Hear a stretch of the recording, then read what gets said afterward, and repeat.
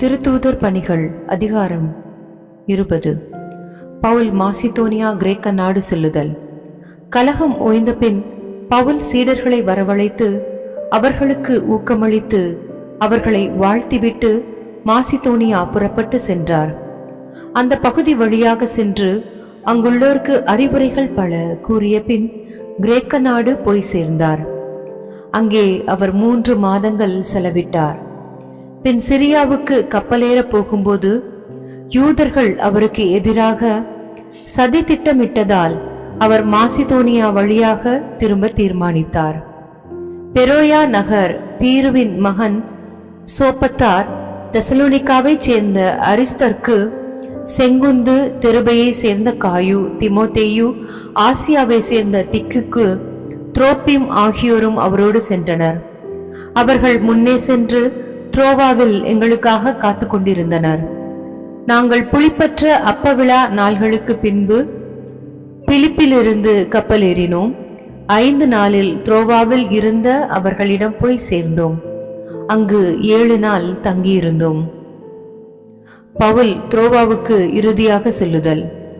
வாரத்தின் முதல் நாள் அப்பம் பிடுவதற்காக நாங்கள் கூடியிருந்தோம். மறுநாள் பவுல் புறப்பட வேண்டியிருந்ததால் நள்ளிரவு வரை அவர் அவர்களோடு தொடர்ந்து பேசிக்கொண்டே இருந்தார். நாங்கள் கூடியிருந்த மேல் மாடியில் விளக்குகள் பல இருந்தன. யூத்திகு என்னும் இளைஞர் ஒருவர் பலகனியில் உட்கார்ந்திருந்தார். பவுல் நீண்ட நேரம் பேசிக்கொண்டிருந்த போது அவர் அயர்ந்து தூங்கிக் கொண்டு இருந்தார். தூக்கத்தில் 3ஆம் மாடியிலிருந்து கீழே விழுந்தார். அவரை அவர்கள் பிணமாகத்தான் தூக்கி எடுத்தார்கள். பவுல் கீழே இறங்கி வந்து அவர் மீது படுத்து அணைத்து கொண்டு, அமளியை நிறுத்துங்கள், இவர் உயிரோடுதான் இருக்கிறார் என்று கூறினார். பின் மாடிக்கு சென்று அப்பம் பிட்டு உண்டார். பொழுது புலரும் வரை நீண்ட நேரம் அவர்களோடு உரையாடிய பின் புறப்பட்டு சென்றார். உயிர் பெற்ற இளைஞரை அவர்கள் அழைத்து சென்று மிகவும் ஆறுதல் அடைந்தார்கள். த்ரோவாவிலிருந்து மிலேத்துவுக்கு செல்லுதல். நாங்கள் கப்பல் ஏறி பவுலுக்கு முன்பாக ஆசோ நகர் வரை சென்றோம். அங்கிருந்து அவரை கப்பலில் ஏற்றி செல்லவிருந்தோம். ஏனெனில் அந்நகர் வரை தரை வழியாக செல்ல அவர் ஏற்பாடு செய்திருந்தார். ஆசோலில் அவர் எங்களை சந்தித்தார். அவரை ஏற்றிக்கொண்டு மித்திலே நகருக்கு சென்றோம். அங்கிருந்து கப்பலேறி மறுநாள் கீயு தீவின் எதிர்ப்புறம் சென்றடைந்தோம். அதற்கு அடுத்த நாள் சாமு தீவுக்கும், அதற்கு அடுத்த நாள் மிலேத்து நகருக்கும் சென்றோம். பவுல் ஆசியாவில் காலம் தாழ்த்த விரும்பாததால் எபேசுக்கு போகாமலே எருசலேமுக்கு செல்ல தீர்மானித்து இருந்தார். முடியுமானால் பெந்தகோஸ்து நாளில் அங்கிருக்க வேண்டும் என்று விரைவாக சென்றார். பவுல் எபேசு மூப்பர்களிடமிருந்து விடை பெறுதல். பவுல் மிலேத்துவிலிருந்து எபேசுக்கு ஆள் அனுப்பி திருச்சபையின் மூப்பர்களை வரவழைத்தார். அவர்கள் வந்ததும் அவர்களிடம் அவர் கூறியது, நான் ஆசியாவுக்கு வந்து சேர்ந்த நாள் முதல் இந்நாள் வரை எவ்வாறு உங்களிடம் நடந்து கொண்டேன் என்பதை நீங்கள் அறிவீர்கள். யூதர்களுடைய சூழ்ச்சிகளால் எனக்கு ஏற்பட்ட சோதனைகளின் போது மிகுந்த மனத்தாழ்மையோடும் கண்ணீரோடும் ஆண்டவருக்கு பணிபுரிந்தேன்.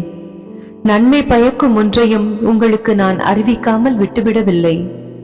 பொது இடங்களிலும் வீடு வீடாகவும் சென்று உங்களுக்கு கற்றுக் கொடுத்தேன். நம் ஆண்டவர் இயேசுவின் மீது நம்பிக்கை கொள்ளுமாறும் மனம் மாறி கடவுளிடம் வந்து சேருமாறும் நான் யூதரிடமும் கிரேக்கரிடமும் வற்புறுத்தி கூறினேன். இப்போதும் தூய ஆவியாருக்கு கட்டுப்பட்டு நான் எருசலேமுக்கு செல்லுகிறேன். அங்கு எனக்கு என்ன நேரிடும் என்பது தெரியாது. சிறை வாழ்வும் இன்னல்களும் எனக்காக காத்திருக்கின்றன என்று தூய ஆவியார் ஒவ்வொரு நகரிலும் என்னை எச்சரித்து வருகிறார். என்னை பொறுத்த வரையில் எனது உயிரை ஒரு பொருட்டாக நான் மதிக்கவில்லை. இறையருளை பற்றிய நற்செய்திக்கு சான்று பகருமாறு ஆண்டவர் இயேசு எனக்கு கொடுத்த பணியை நிறைவேற்றி என் வாழ்க்கை ஓட்டத்தை முடிப்பதே என் விருப்பம். இதுவரை நான் உங்களிடையே வந்து இறையாட்சியை பற்றி பறைசாற்றினேன்.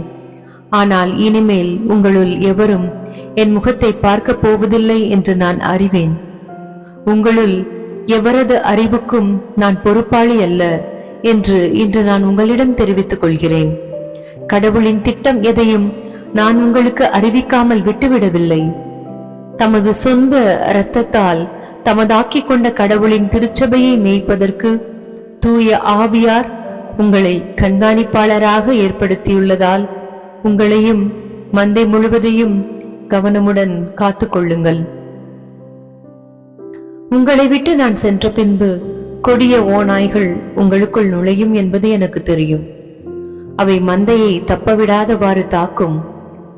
உங்களிடமிருந்து சிலர் தோன்றி சீடர்களையும் தம்மிடம் திசை திரும்பும் அளவுக்கு உண்மையை திரித்து கூறுவர். எனவே விழிப்பாயிருங்கள். 3 ஆண்டு காலமாக அல்லும் பகலும் இடையராது கண்ணீரோடு நான் உங்கள் ஒவ்வொருவருக்கும் அறிவுறுத்தி வந்ததை நீங்கள் நினைவில் கொள்ளுங்கள். இப்போதும் நான் உங்களை கடவுளிடம் ஒப்படைக்கின்றேன். அவரது அருள் வார்த்தைக்கும் கட்டுப்படுவீர்களாக. அவ்வார்த்தை வளர்ச்சியையும் தூயோர் அனைவருக்கும் உரிய உரிமை பேற்றையும் உங்களுக்கு தரவல்லது. எவருடைய பொன்னுக்கோ வெள்ளிக்கோ ஆடைக்கோ நான் ஆசைப்பட்டது இல்லை. என்னுடைய தேவைகளுக்காகவும் என்னோடு இருந்தவர்களுடைய தேவைகளுக்காகவும் இந்த என் கைகளே உழைத்தன என்பதை நீங்கள் அறிவீர்கள். இவ்வாறு பாடுபட்டு உழைத்து நலிவுற்றோருக்கு துணை நிற்க வேண்டுமென்று அனைத்திலும் உங்களுக்கு வழிகாட்டினேன். அதோடு பெற்றுக்கொள்வதை விட கொடுத்தலே பேருடைமை என்று ஆண்டவர் இயேசு கூறியதை நினைவில் கூறுங்கள் என்று கூறினேன். இவற்றை சொன்ன பின் அவர் முழந்தால் படியிட்டு அவர்கள் எல்லோரோடும் சேர்ந்து இறைவனிடம் வேண்டினார். பின் எல்லாரும் பவுலை கட்டி தழுவி முத்தமிட்டு கதறி அழுதனர். இனிமேல் நீங்கள் என் முகத்தை பார்க்க போவதில்லை என்று அவர் கூறியது அவர்களுக்கு மிகுந்த வேதனை அளித்தது. பிறகு அவர்கள் கப்பல் வரைக்கும் சென்று அவரை வழியனுப்பி வைத்தனர். கிறிஸ்து வழங்கும் வாழ்வு தரும் நற்செய்தி. கிறிஸ்துவே, உமக்கு புகழ்.